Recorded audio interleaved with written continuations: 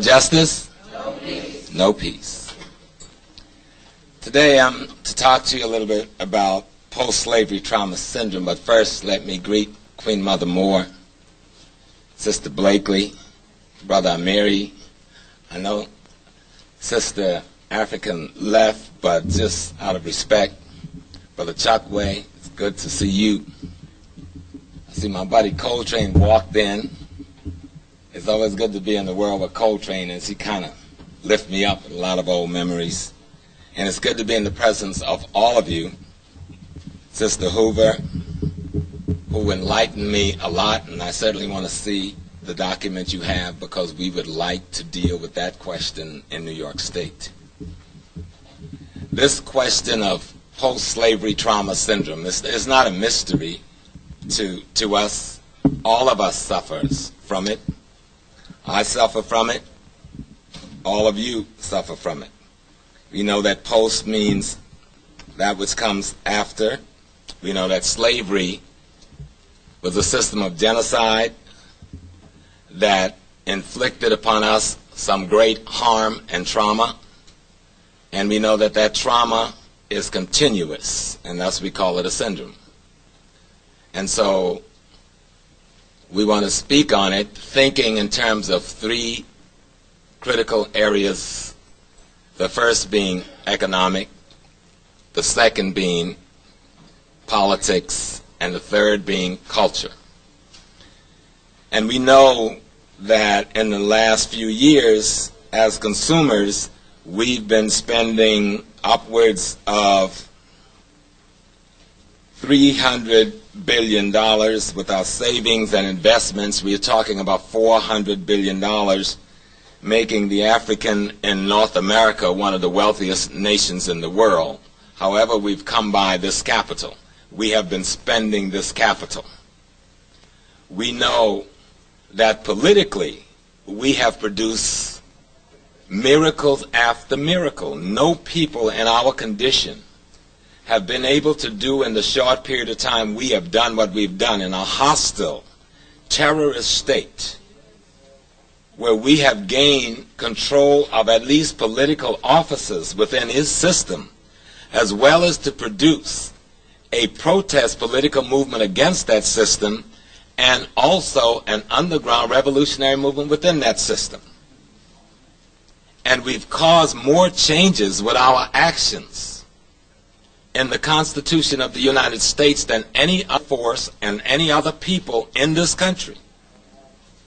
And we have defined their document for freedom in ways that it has produced more human articles or human amendments than any other persons, including those who framed the document. So we know we've got the political skills and we've got the political prowess. That third one we've got a big problem with. Culture. Oh, there's been so much confusion around that question, the question of culture. I remember in the 60s where I stood. Then I was very young and just a little security officer with Ella Collins and OAU and working close with Zayd and Lumumba, brothers who were in the leadership of the Panther Party at the time, and other brothers in other formations that may not do well to mention because their functions was a little different. I remembered we were called sometimes when we did our service thing cultural nationalists. And those who in the public group knew Africa, when you were initiating how we should dress and how we should discuss and the kind of things we should do and how valuable culture was, you remember the stigma other people struggling put on us. And many of us thought that to be about culture after a while was a negative. We had confused the motive force for our political and economic behavior in such a way that we then put on the motor that which we were fighting so that our political and economic behavior profited them and not us who was doing the fighting. So when I say post-slavery trauma syndrome, I'm talking about the behaviors the attitudes, the beliefs, the rituals, the kind of cultural determinants that we were forced to pick up during the period of physical incarceration in chains. We are still incarcerated. We are still enslaved. We are still prisoners of war. And actually, we should identify ourselves only as refugees, because technically, under any international jurisprudence, we are refugees of prisoners of war. When we realize the tools we had to pick up psychologically, socially, politically, the kind of personality and attitudes we had to form, the kind of relationships we had to build, brother to brother, brother to sister, sister to sister, children to parents, parents to children, those little nuances and norms we had to develop to survive the cracker, to fool him, to mislead him, to survive to the next day. Many of those things, as well as the things that was put in our personality out of fear and terror and the trauma of the acts of fear, of terror that inflict fear on us, the physical act, the kind of things put into us as a result of that kind of terrorism. I mean by things in our habits and behaviors. I mean, when I was growing up on Acadia Plantation in Georgetown, South Carolina, and Mama would give me an extra beating or an extra slap if I was caught holding a conversation with somebody white. Now, there's two ways to take that. One, that they didn't like white people, which was quite true. And so they didn't want us talking to these people, which was quite true. But what was more true, they were trying to mold our behavior so that we stayed away from white folks, because we knew the traditions of young African teenage males especially being found dead in the river, killed in the woods, lynched side the roads. Those who had these special relationships with white folks would almost always end up in these traumatic or fatal situations. So what our parents had to do is inflict fear on us and force us to quell certain kinds of behaviors that should be normal for any growing human being. But in order to keep us alive, they had to inflict this fear.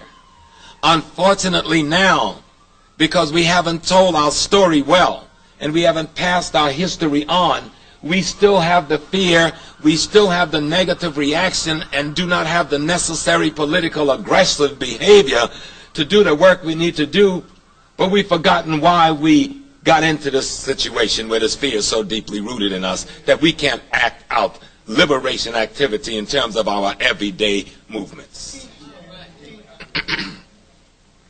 So Mama was trying to save me. But this is another time now. This is not a time for me to hide or to be hidden or to suppress myself or to be suppressed in the face of the enemy. This is a time for me to be aggressive, for me to be formidable, for me to be without fear, for me to move into his territory and challenge him on my right to life, liberty, and the pursuit of happiness. But we've got to find out why we can't do that, because what has happened, even though grandmama and great-grandmama is no longer here, we are doing the same thing to our children out of habit, because it has become a part of how we do things in the family. But because we don't know how it got in the family, and we don't know what purpose it served then, we don't know what to excise from the process of rearing children now. Now, y'all understand what that is, because we all been through it. It wasn't just a thing laid on me. It's laid on all of us. I've done it to my children. I had to check myself. I have 6. Raised them in Harlem to adulthood, positive African revolutionary adulthood. And the struggling with them, I caught myself back and forth, inflicting upon them many of the things that had to come on me so that I might survive, but by putting on them, I'm now retarding their ability to survive as African liberators. So we need to understand our most immediate history. We must understand the greater history and the deeper history, but we need to understand the history of the last 3 or 4 generations. We in this room represent, for the most part, the first generation off of those plantations in the South. The first generation off. Many of us were born on them. Our children were the first to be born off of them.